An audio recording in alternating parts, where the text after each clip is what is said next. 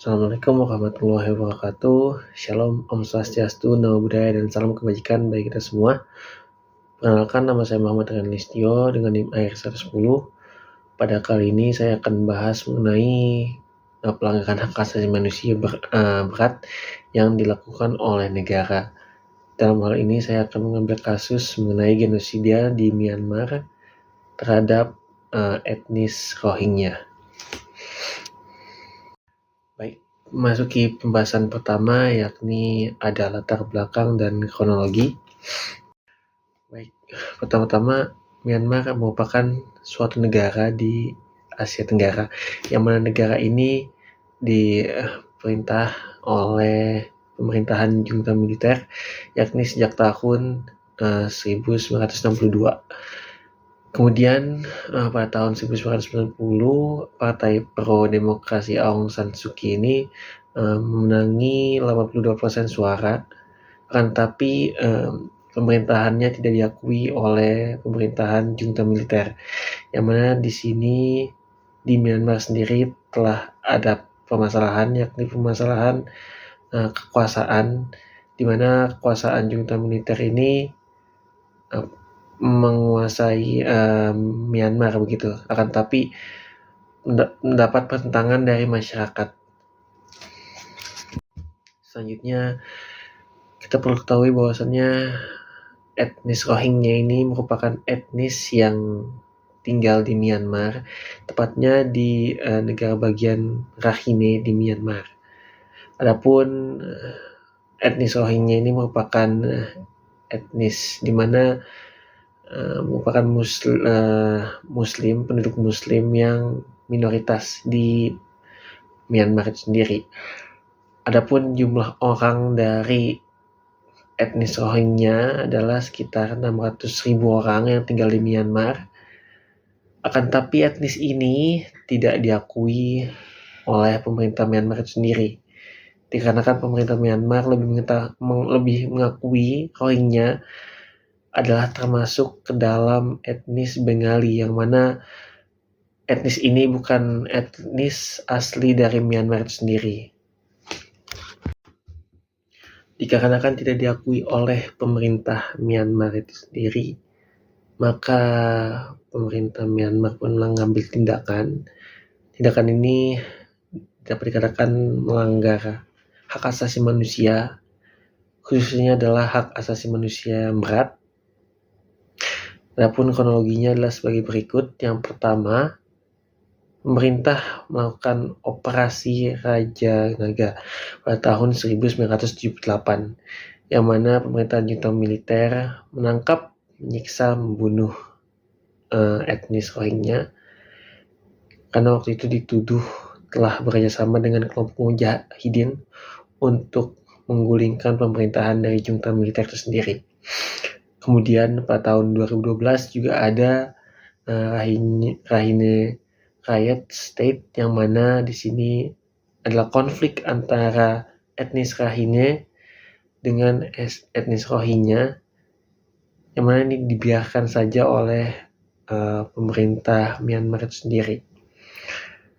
Konflik ini memakan sekitar 650 etnis Rohingya yang tewas, serta 1.200 orang yang hilang. Kemudian ada juga pernyataan dari Presiden Thein Sein sendiri. Ini adalah presiden waktu tahun 2012, presiden pada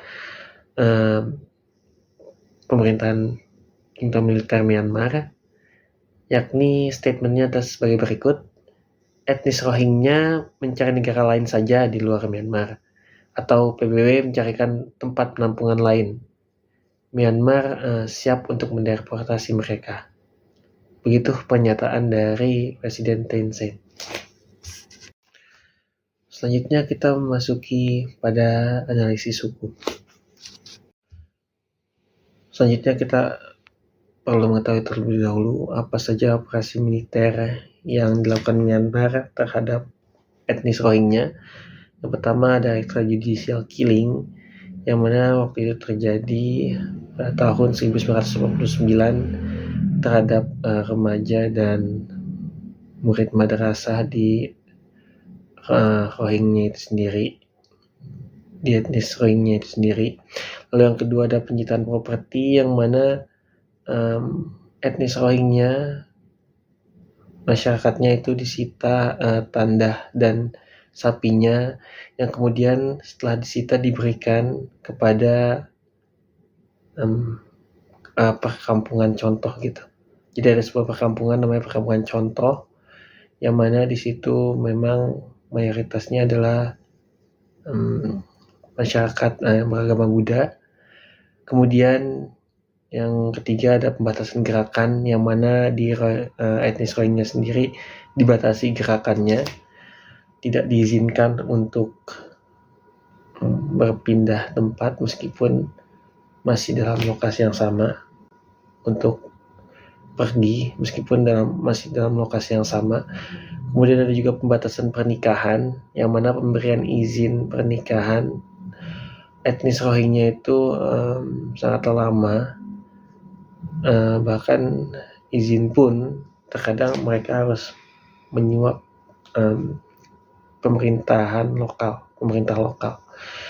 Kemudian ada juga pembatasan pendidikan, yang mana pembatasan pendidikan ini mengakibatkan banyaknya masyarakat Rohingya yang buta huruf, dan masyarakat etnis Rohingya pun tidak diperbolehkan ataupun dibatasi untuk mengenyam pendidikan tinggi. Setelah kita mengetahui operasi militer apa saja yang dilakukan oleh Myanmar terhadap etnis Rohingya, jika kita telah melalui Statuta Roma, yang mana dalam Statuta Roma terdapat jenis-jenis pelanggaran HAM berat. Ada 4 jenis, diantaranya pertama ada kejahatan genosida, ada kejahatan terhadap kemanusiaan, kejahatan perang, dan kejahatan agresi.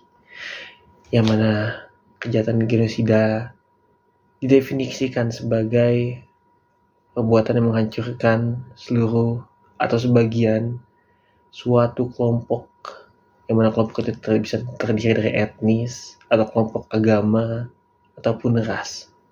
Kemudian ada kejahatan terhadap kemanusiaan, yang mana kejahatan terhadap kemanusiaan ini merupakan serangan yang luas dan menyeluruh dari negara terhadap sipil gitu. Kemudian ada juga kejahatan perang, yang mana kejahatan perang ini di mana suatu negara dalam melakukan perang dengan negara lain yang telah mendeklarasikan perang juga melakukan pelanggaran ataupun tidak sesuai dengan piagam PBB, yang mana di situ ada klasifikasinya terlebih lanjut di dalam Statuta Roma. Kemudian ada kejahatan agresi juga, di mana negara melakukan serangan bersenjata gitu kepada negara lain, sedangkan negara lain pun belum mendeklarasikan bahwasannya negara tersebut ingin perang. Adapun serangan bersenjata tersebut dilakukan oleh suatu negara dengan menghiraukan piagam PBB, tidak mematuhi apa yang telah tertulis dalam piagam PBB. Kemudian apa klasifikasi genosida? Apa yang termasuk genosida menurut Statuta Roma? Yang pertama yang termasuk genosida menurut Statuta Roma adalah membunuh anggota kelompok etnis ataupun ras ataupun kelompok keagamaan. Lalu yang kedua ada menimbulkan luka fisik atau mental yang serius pada anggota kelompok tersebut. Kemudian yang ketiga ada menyebabkan kehancuran fisik secara keseluruhan atau sebagian anggota kelompoknya. Yang keempat ada mencegah kelahiran kelompok tersebut. Yang kelima ada memindahkan secara paksa anak-anak dan kelompok itu dari kelompok lain. Di sini sudah jelas bahwasannya terjadinya pembunuhan yang cukup massal yang dilakukan oleh pemerintah Myanmar kepada etnis Rohingya. Dalam hal ini hanya etnis Rohingya saja yang memang ditargetkan. Kemudian ada juga duka fisik dan mental yang diberikan oleh pemerintah Myanmar dalam operasi militernya, yang mana juga ada juga mencegah kelahiran kelompok tersebut. Di sini terlihat bahwasannya pemberian izin nikah yang lama, yang mana hanya dikhususkan kepada etnis Rohingya. Bahkan etnis Rohingya pun jika tidak memiliki izin nikah maka dikatakan sebagai tindakan pidana begitu oleh pemerintah Myanmar. Kemudian memindahkan secara paksa anak-anak dari kelompok itu dan ke kelompok lain. Sebetulnya untuk kasus ini anak-anaknya bukan dipindahkan melainkan dibunuh. Hal tersebut lebih mencakup pada klasifikasi nomor 1, yakni membunuh anggota kelompok. Padahal jika kita lihat bahwasannya negara sebagai subjek hukum internasional memiliki kewajiban terhadap hak asasi manusia masyarakat yang ada di dalamnya. Adapun kewajiban negara yakni pertama ada obligation to respect atau menghormati hak asasi manusia suatu penduduk sipil. Yang kedua ada juga obligation to fulfill, yaitu memenuhi hak asasi manusia dari masyarakatnya. Lalu yang ketiga juga ada obligation to protect, yakni melindungi hak asasi manusia dari jika adanya pelanggaran begitu. Dalam hal ini subjek hukum internasional negara ini tidaklah boleh untuk melanggar hak asasi manusia dari masyarakat sendiri. Akan tapi justru negara harus memfasilitasi serta melindungi hak asasi manusia yang dimiliki oleh masyarakat itu sendiri.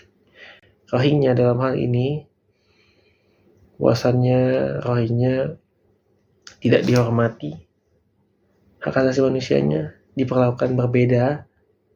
Ada pembedaan perilaku seperti pembatasan pendidikan, kemudian pembatasan gerak, dan pemberian izin nikah yang cukup lama. Itu kan merupakan sebuah perbedaan, diskriminasi begitu. Jadi negara memang harus memfulfill, tidak boleh membeda-bedakan dalam memberikan hak dari masing-masing sipil. Baik, adapun komentar dari kasus yang saya angkat, yakni pertama dikarenakan Myanmar telah gagal untuk melaksanakan kewajibannya sebagai subjek hukum internasional, maka Myanmar bertanggung jawab atau memiliki tanggung jawab terhadap pelanggaran hak asasi manusia yang telah diperbuat Myanmar itu sendiri.